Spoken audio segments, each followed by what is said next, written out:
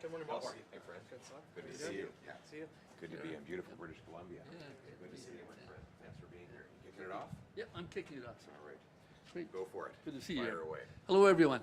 Taco Van Popta, Member of Parliament for Langley Township, Fraser Heights. It's great to be here on the beautiful north shore of Burrard Inlet. It was a bit of an adventuresome drive in this morning, but it's good to be here.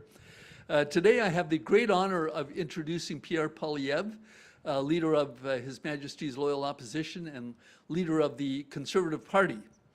Pierre grew up in Calgary, the adopted son of a couple of school teachers, and today he lives in Ottawa with his family, his wife Anita, and two children, Valentina and Cruz. As Member of Parliament and former minister, he helped the previous Conservative government cut taxes, balance budgets, deliver affordable homes, and crack down on crime and corruption. He shepherded the Accountability Act through Parliament to protect taxpayers against fraud, against waste.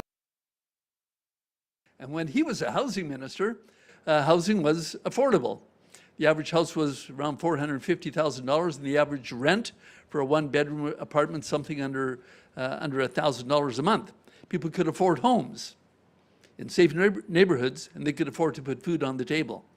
As vice chair of the Commons Committee on Finance, he was the first major voice in Parliament to warn that massive spending, massive money printing was going to lead to inflation.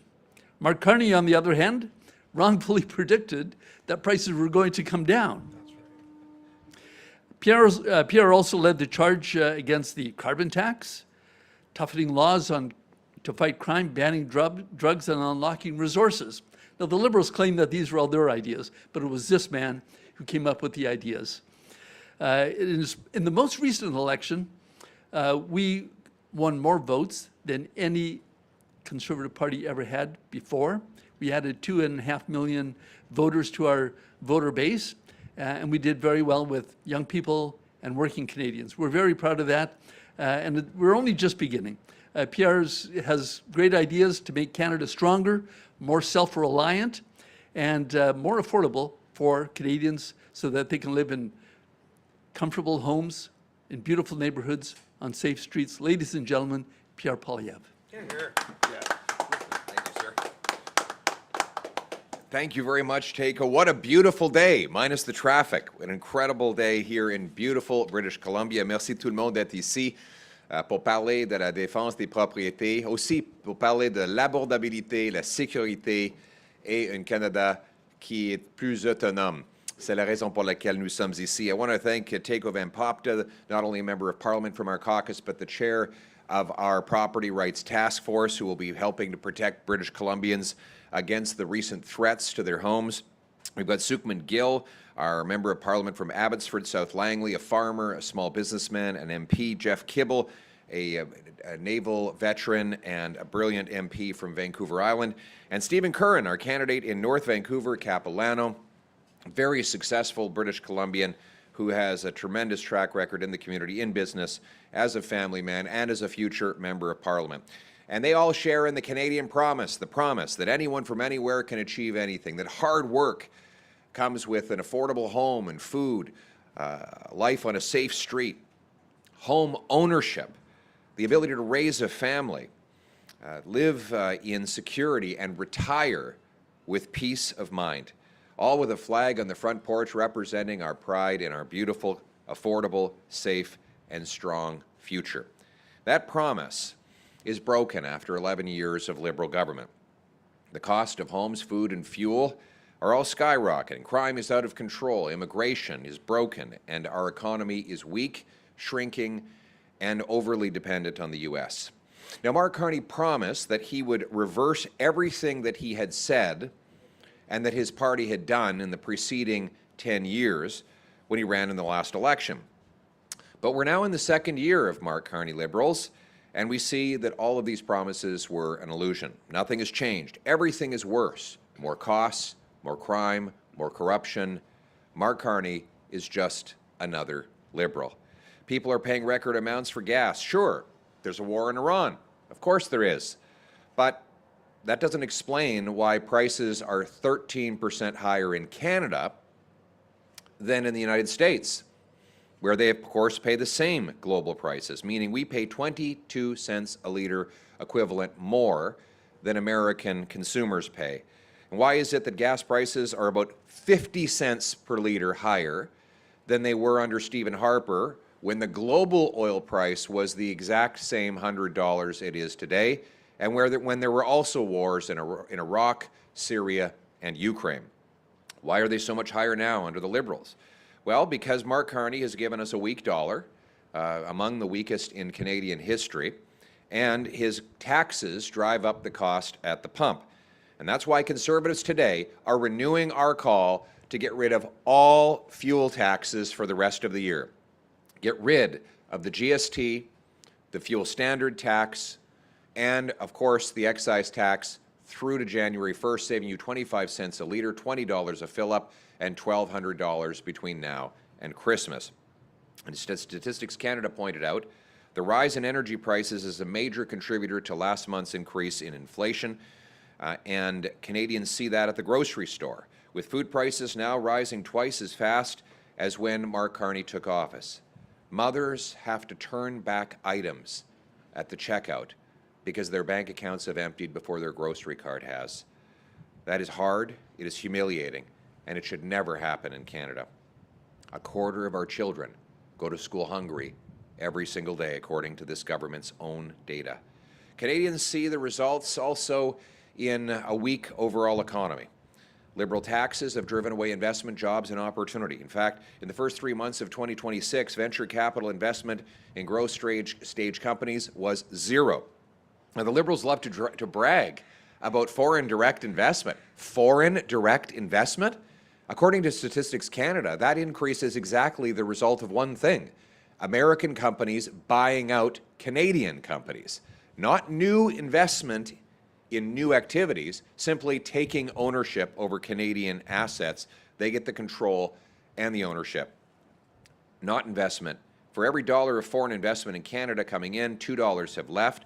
That's the largest capital exodus in Canadian history, and it's on top of the $1 trillion of net investment that has left since Liberals took office.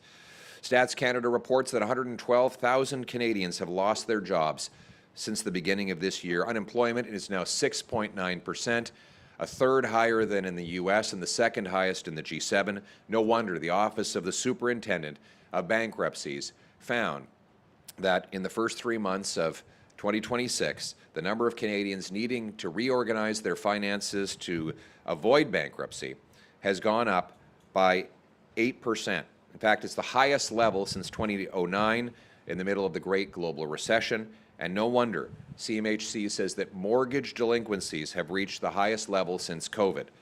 The streets are also overrun with crime and drugs, as Carney has kept all of Trudeau's soft-on-crime laws. Yes, he's made announcements that he will change those things, but none of those changes have actually passed through the Liberal-dominated Senate. It was all an illusion. He's not changed a single word of the criminal code. Shootings and extortions take over Surrey. Another shooting yesterday in Newton. People are afraid to go outside. More people still are actually leaving Canada. After a year of Carney Liberals, it has been more costs, more corruption, but also more crime, more chaos, more disorder, and more drugs. Mark Carney is just another Liberal. And now here in British Columbia, people are facing a new threat to home ownership. This goes beyond prices, jobs, and mortgages. It goes to the foundation of our economy, private property rights.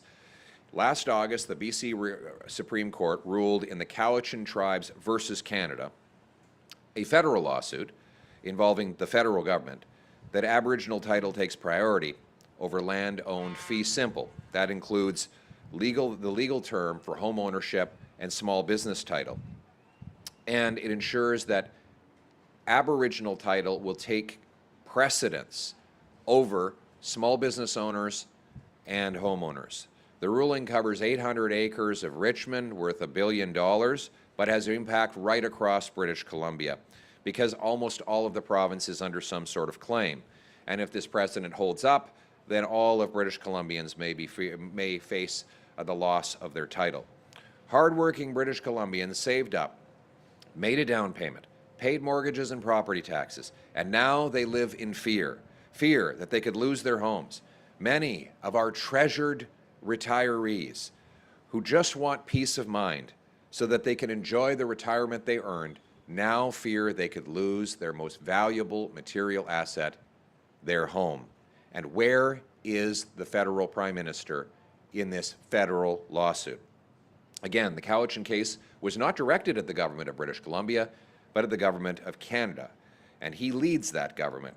He also leads the government that negotiated agreements with First Nations that did not protect property rights. And despite the illusions and words, he has kept in place instructions banning federal lawyers from fighting for property rights and putting property rights first in disputes with other claims. Carney sets federal policies. So when Mark Carney says he believes property rights are fundamental, British Columbians ask, why won't he defend them? Why has he kept litigation guideline 14 in the Attorney General of Canada's Directive on Civil Litigation Involving Indigenous People? That guideline stops federal lawyers from arguing that fee simple property rights takes precedence over all other claims. This is a Liberal directive brought in by this federal Liberal government in 2019.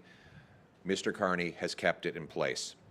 Then in February, the Carney Liberals signed the Musqueam Rights Recognition Agreement with no public scrutiny or consultation. That agreement recognizes Aboriginal rights and title over 533,000 hectares of Metro Vancouver, Burnaby, Richmond, Delta, and in fact, the parts of Richmond that are already affected by the Cowichan ruling. It creates the framework for future land governance and economic matters, but it does not protect private property rights of homeowners. That's why Conservatives have put forward a motion in the House of Commons calling on the Liberal government to do four reasonable things to defend your property. First, it calls on the Prime Minister to instruct federal lawyers to argue in court that private property rights take priority over all other claims. That includes reversing litigation guideline 14 that currently bans lawyers from doing so. Second, it requires explicit property protections in all future federal agreements with First Nations so homeowners and businesses can take comfort in knowing their title is firm. Third, it requires the Prime Minister personally publish a plan within 30 days to protect Canadians affected by property rights risks after Cowichan and Musqueam. It has been almost a year since this started, and we've seen nothing but words from Mark Carney. Fourth, appoint a special committee to study every legal, constitutional, and political step that Parliament can and should take to protect private property rights in Canada. These are reasonable steps. They are all within the power of the federal government, and they are urgently needed. Yesterday, we began running a radio ad campaign to increase support for our federal conservative motion protecting property rights.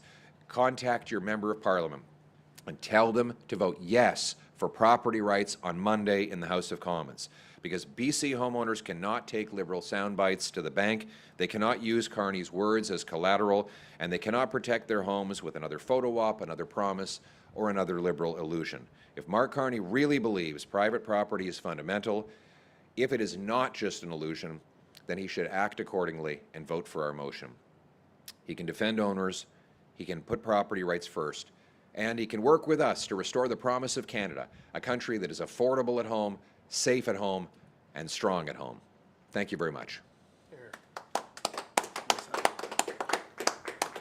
Thank you. We'll now take questions from reporters. Please identify yourself and your outlet. One question each. Hi, Jared Yeager here with Sitka Media.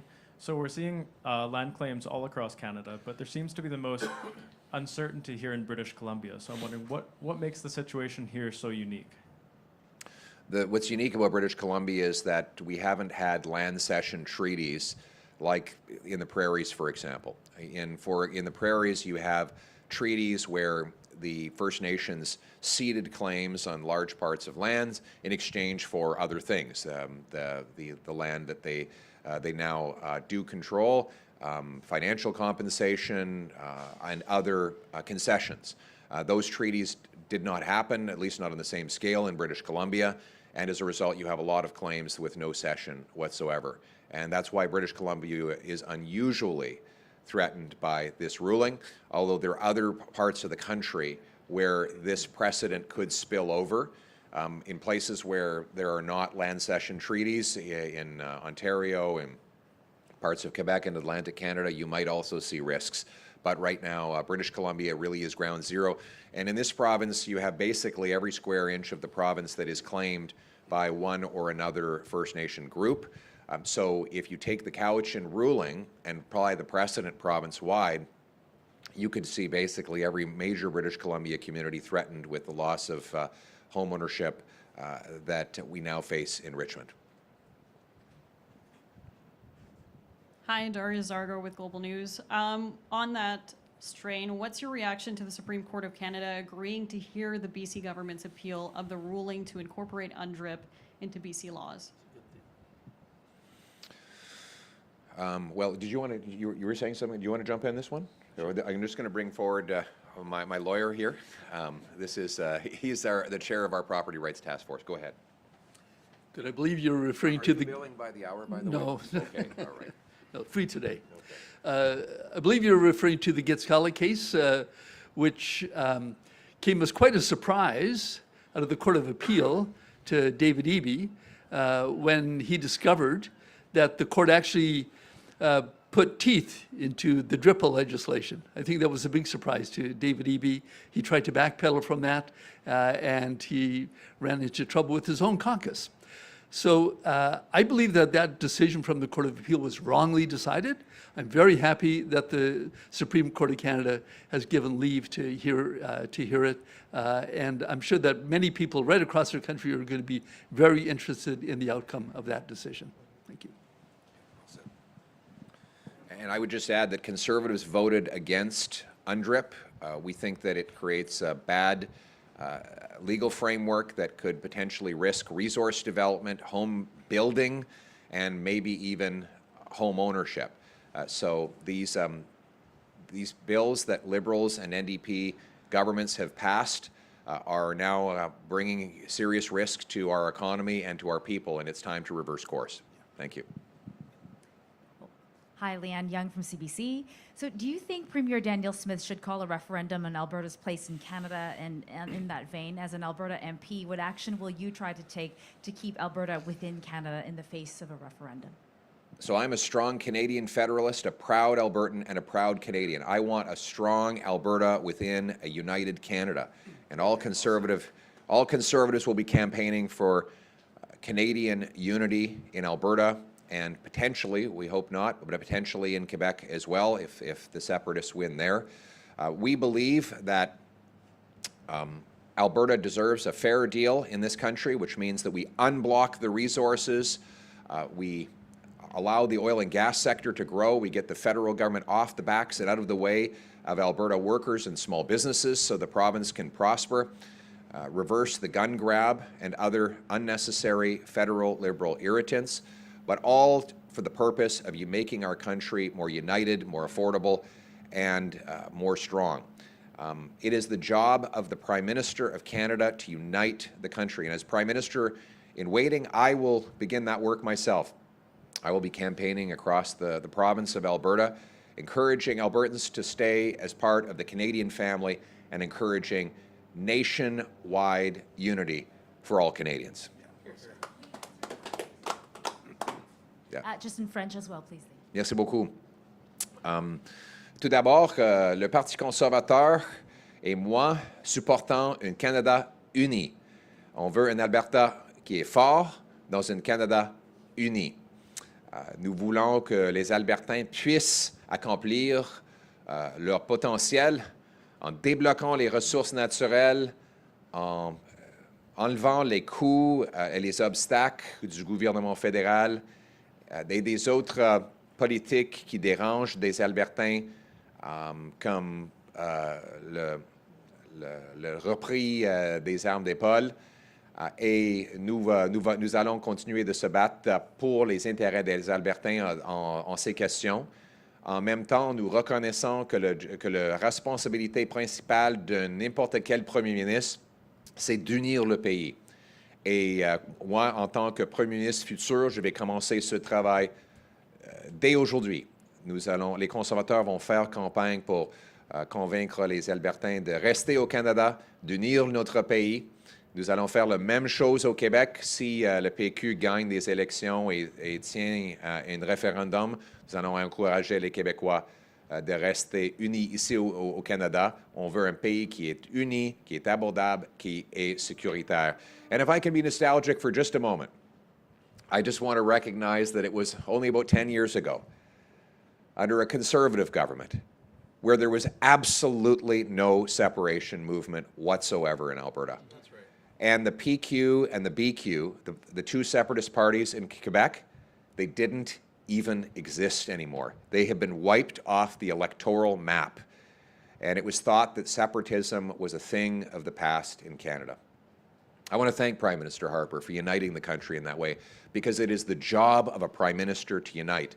And it's worth asking how the current Prime Minister is doing in that regard, given the situation in both Quebec and in Alberta. But as for me, I know where I stand. I stand for a united country, and we're going to campaign every day and every way to unite this country around hope. Thank you.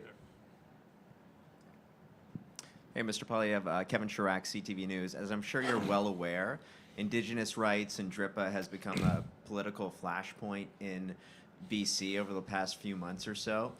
Virtually all of the BC Conservative leadership candidates say their #1 priority is to repeal DRIPA.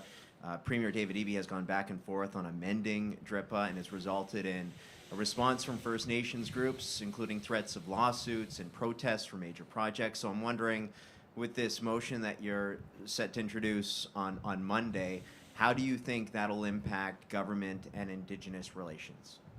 Well, my motion would improve Indigenous relations by bringing clarity that homeowners are protected. And quite frankly, it's time for Mark Carney to step up. The Cowichan decision came from a federal lawsuit. And it was the federal government, this federal Liberal government, that directed its lawyers not to defend property rights in that case. A decision that the judge recognized when she rendered her judgment. So it's time for Mark Carney to stop hiding. This is a federal issue. He has done absolutely nothing in the nearly 1 year that has passed since this ruling came down. We're telling him, Mark Carney, if you are serious about defending property rights, then prove it. Change your directives to direct lawyers at a federal level to fight for property rights first. Make a commitment that you won't sign any more agreements that do not explicitly defend property rights, and publish a plan to protect British Columbia homeowners and small businesses from the risk of property loss within 30 days. It's time for leadership, and Conservatives are providing that leadership. Hi, Ms. Poilievre. I'm a reporter from the Canadian Press. Since you made the call to drop fuel taxes in April, prices have skyrocketed and which have eaten up the drop in taxes. And why do you think dropping taxes would help? Thank you. Thank you very much. Well, we said we should get rid of all taxes. The Liberals have only got rid of 1/3 of the tax for 1/3 of the year. But you're wondering why prices keep rising. Well, in part because we have such a weak dollar. Oil is a globally priced commodity, and it's denominated in U.S. dollars. This morning, the Canadian dollar is at just 72 cents, and this is because of the weak economy that Mark Carney has delivered. We've got basically the weakest economy in the G7, and that gives you a weak dollar. When you have a weak dollar, everything costs more for customers, particularly fuel and food. And what are Canadians struggling with right now? Fuel and food. We need a strong dollar with low taxes and more energy production, and that's what Conservatives will fight for. Thank you very much. This concludes today's press conference. All right, thank you very much. So sorry, yes. I have another question All right, about we'll the let her mining in. rights. Sorry to be aggressive. The Supreme Court of Canada has agreed to hear a mining rights appeal today in BC. And is there anything I wonder the federal government can do in that case, given that it's the provincial government legislation, that's the basis of this. Thank you. Sorry, I didn't hear the mid part. Which appeal are we referring to now? So the same one. The Same one. Case, Yeah, so. the human rights appeal, the Gitgalar Nation appeal today. Yeah. Right. Do you want to add anything on that? Any more than you already have? Do you want to get in on that one? Okay, Teiko, get in there. Good. So thank you. The same case we're talking about, I believe, the Gitskala case, where the BC Court of Appeal had said that the duty to consult starts with the initial mining claims, not final decisions. And that came as a big surprise to David Eby. That's not what he had expected his own legislation would be interpreted to say. So I think that the BC Court of Appeal got it wrong. I'm just going to repeat myself, and I'm very pleased that it's going to the Supreme Court of Canada, and we're hoping for a better outcome. Whether the federal government should intervene on that, I don't know. We'll leave that up to the Justice Department, but certainly a consideration, because this decision coming out of the Supreme Court of Canada will affect all of Canada. Thank you. Excellent. All right. I think we're done. All right. Thanks, everyone.